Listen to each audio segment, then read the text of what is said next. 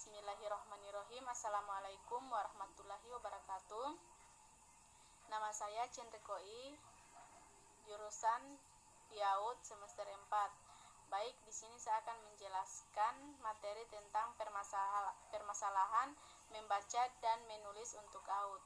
Di sini saya akan menjelaskan tentang diseleksia dan disgrafia,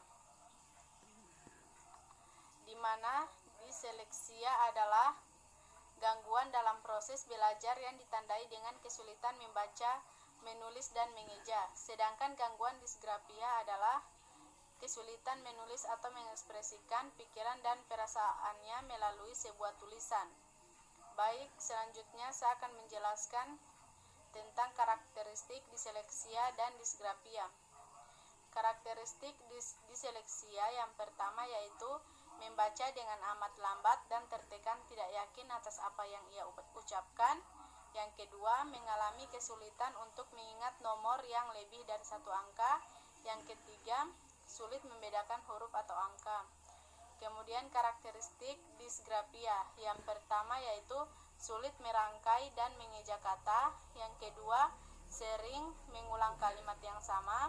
Yang ketiga, lambat dalam pelajaran menulis. Selanjutnya, gejala-gejala dari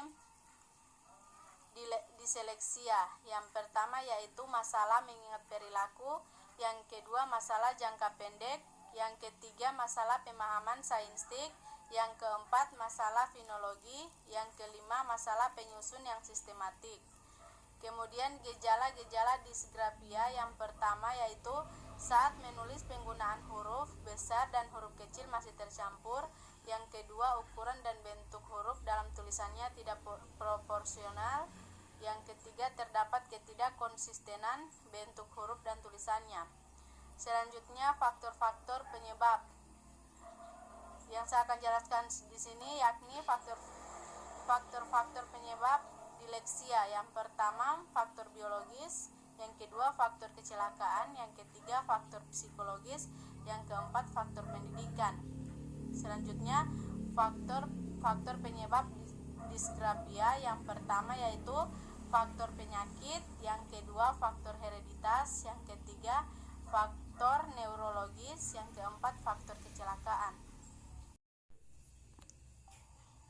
Yang terakhir, penanganan diseleksia. Yang pertama, buatlah semenarik mungkin ketika mengajarinya membaca. Yang kedua, memberikan dorongan sedemikian rupa untuk mengembalikan kepercayaan dirinya.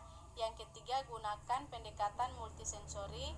Yang keempat, bantu mereka dengan teknologi yang membantu. Yang kelima, usahakan agar benar-benar aktif dalam mendampinginya dari waktu ke waktu.